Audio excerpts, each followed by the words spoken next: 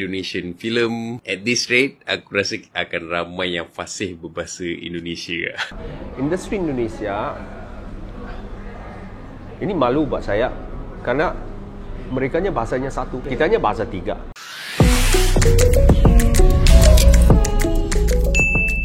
Assalamualaikum warahmatullahi wabarakatuh. Kembali bersama dengan kami di channel ini. Semoga semuanya sehat walafiat dan selalu dirahmati oleh Yang Maha Kuasa. Ya, industri film maupun sinetron di Indonesia kian booming dan menjadi bahan perbincangan di negara tetangga.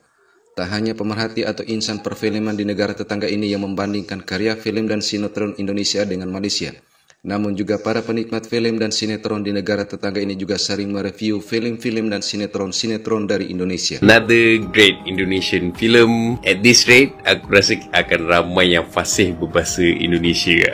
Agak lain mengisahkan tentang 4 orang sahabat yang cuba untuk membuka kembali rumah hantu yang tidak berjaya, menghadapi masalah besar apabila seorang pakcik menghadapi sakit jantung ketika berada di rumah hantu mereka. Seriously, aku tengok poster cerita ni, aku macam cerita apa ni? Tapi aku rasa adalah dalam 2 ke 3 kali yang aku memang tergelak kuat gila. Aku suka cerita ni sebab dia bukan cerita lawak semata lah. Dia actually ada story yang interesting, yang ada misteri, yang akan buatkan korang tertanya-tanya macam mana pengakhiran dia. And pasal lawak tu pun, yes, memang ada lawak yang kurang bijak, tapi kebanyakannya kena dengan situasi. Bukan tu je, dia ada juga sentuh almost all the main characters lah. Jadi kau ada emotional attachment to that character. And serious, at the end tu aku macam, ya apa hal weh, apa hal mengalir air mata ni.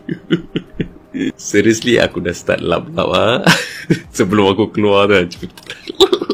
Tapi ada 2 poin yang bagi aku agak kacau sikit. Salah satunya ada humor yang memang aku tak faham langsung lah. And also ada 2 product placement yang bagi aku agak panjang duration dia. Other than that, I really enjoy this film. Aku rasa kalau korang nak pick satu movie untuk minggu ni, please pick this movie. It's really good. Like memang kau kan gelak gila babi tengok cerita ni. Aku dalam power gam tu, dia cerita dia macam ni. Aku nak highlightkan benda yang paling utama dalam filem agak lain ni. Dia punya method of memberikan satu jenaka. Macam mana aku cakap dia, korang pernah tengok stand up comedy tak?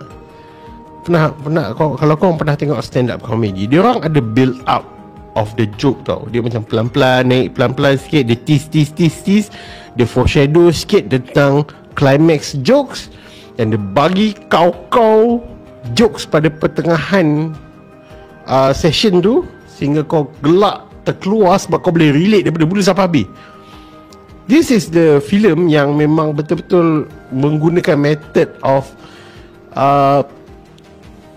stand up comedy punya method. Faham tak? Dia bukan lawak yang bodoh-bodoh, apa, lawak yang skeptical ke apa ke, tak ada. Dia lawak yang kau bayangkan dalam power gam tu, aku boleh tergelak. Satu hall semua orang gelak, bukan aku seorang ni. Itu yang best dia, sebab satu hall gelak. Ada satu momen tu waktu pertengahan filem, dia ada jokes yang memang dia build up satu persatu. Aku lupa nak cerita pasal sinopsis. Aku nak highlight ke benda yang paling special tu. Dia build up that joke sampai satu climax tu kau boleh gelak kau. Itu yang paling best lah bagi aku. Itu macam bapak lah. Okay, cerita agak lain ni mengisahkan tentang 4 orang sahabat ni yang membuka rumah hantu dekat sebuah fun fair. Mengalami satu masalah di mana diorang ni ada banyak hutang lah, ada macam-macam family nak kahwin lah apa. Setiap seorang tu ada masalah tersendiri, dan diorang hanya dapat buka ni lah rumah hantu. Apa yang special ni tentang agak lain ni, ending dia was quite satisfactory. Dia bukanlah sebuah filem ataupun sebuah penceritaan yang it's not a happy ending. It's just that it's a happy and remorseful ending. Disebabkan ending dia tu yang buatkan aku rasa macam, okay, kau cerita ni complete. Dia tak ada benda yang aku tak suka tentang filem ni. Cuma aku rasa macam tu lah, macam first half tu memang comedy gila babi. Afterwards bila dah masuk ke third act tu, baru dia macam dia jadi emotionally driven. Emotionally, kau akan menangis juga waktu ada satu momen dia cakap dengan mak dia tu yang tengah sakit tu. Memang kau akan berjurai lah air mata kan. Dan penghujung filem tu yang memberikan satu kepuasan kepada kau, sebab it concludes everything daripada mula sampai habis. Memang mantap. Benda tu macam related gila. It's so very well grounded film yang memang sangat-sangat relatable to the audience. Okay, so agak lain. Aku bagi rating sebanyak 5/5 Infinity Stars. One of the best films of 2010. Lagi satu perbezaan yang besar sekali dengan industri Indonesia ialah industri Indonesia ini malu buat saya kerana merekanya bahasanya satu, kitanya bahasa tiga. Kitanya ada 3 industri filem. Industri filem Cina, industri India, industri filem Melayu. Yang dibahagi-bahagikan. Ada banyak yang tanya, kenapa Kinwa pergi kerja di Indonesia? Ya, kenapa? Kenapa tak kerja di Malaysia? Ya. Nombor satu, pilihan untuk seorang pelakon Cina yang berbahasa Melayu di Malaysia bukan banyak.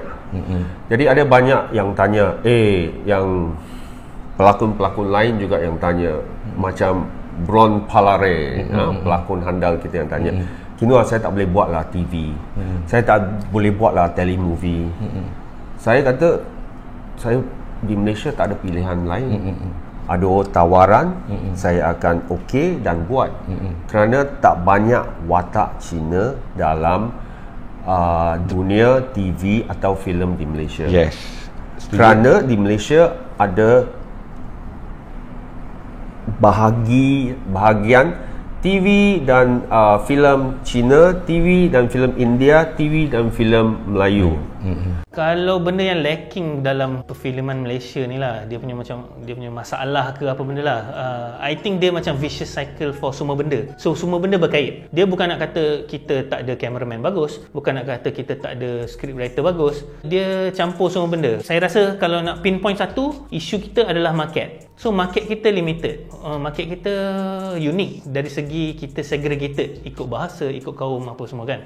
Katalah kita ada buat cerita bahasa Melayu, then untuk crowd yang bercakap bahasa Melayu, kita limited kepada market tu, then kita tahu okay, certain amount of money je yang kita boleh mampu nak buat. Compare dengan katalah orang Korea contohnya, dia dah ada market dunia, or even orang Amerika, dia dah ada market dunia, dia untuk dia invest satu amount yang jauh lagi banyak daripada kita, dia boleh justify lah benda tu sebab market dia besar. So dia datang dari business lah. Tapi datang pula bila ada producers ke apa, filmmakers ke yang tengok market kita macam ni, dia akan suka jenis cerita macam ni, dia buat for them. Tapi bila kita keluar ke contohnya, benda tu orang luar tak boleh layan, so dia limitkan kat situ, and audience kita sampai kesudah dia akan macam level of acceptance dia of art ni satu tahap je. Tapi kita semakin segregate lah. Tunggu kata ada orang yang tengok Netflix ke contoh, dia suka cerita-cerita yang macam tu, tapi Malaysia tak buat. So dia semua berkait. So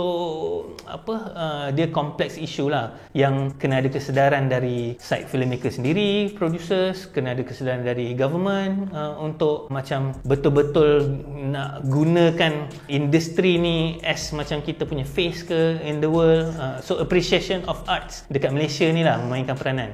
Daripada yang nampaknya memang local taste nampak macam different daripada international taste. Contohlah kalau macam Korea tu, cerita Korea ni dia very local. Dia buat cerita tu memang untuk orang dia in a way, and highlight benda very local kepada Korea. Tapi penerimaan orang Korea tu dapat, so dia jadi jago dekat sana, and orang luar tengok pun dia boleh appreciate that culture. So bila kita punya kira macam QC level lah, maksudnya kalau orang umum kita punya acceptance tu okey lah, cerita macam ni ala kadar je ni pun dah boleh meletup-letup, then insentif untuk orang nak buat better ke apa, dia ada risk Contohnya dia buat better tapi tak laku pula. So tricky situation lah. In terms of taste ni, benda tu subjektif kan. Solution untuk benda ni agak kompleks lah kan. Sebab kita, benda ni subjektif and ikut taste orang. Tapi saya rasa kita kena ada champion. So contoh macam Indonesia lah, contoh paling dekat, dia dah ada champion. Even Thailand pun ada champion. So contoh cerita Raid kan, Raid yang fighting lah, Raid Redemption apa semua, dia orang jadi champion keluar. Maksudnya orang-orang, even pelakon daripada Raid tu apa semua, berlakon cerita Star Wars, cerita John Wick apa semua, dia slowly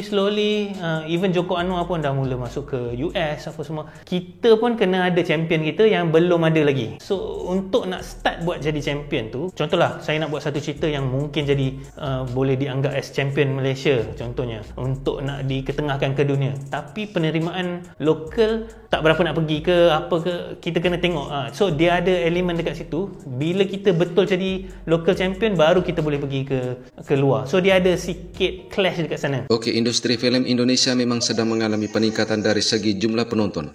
Puluhan filem Indonesia di tahun 2023 misalnya berhasil menembus angka di atas 1 juta penonton. Meskipun masih didominasi oleh filem horor, namun beberapa genre filem lainnya juga membuktikan penonton filem Indonesia maupun luar Indonesia juga menyukai nuansa filem yang berbeda seperti filem-filem yang bernuansa komedi. Oke, terima kasih sudah menonton video ini hingga usai. Wassalamualaikum warahmatullahi wabarakatuh.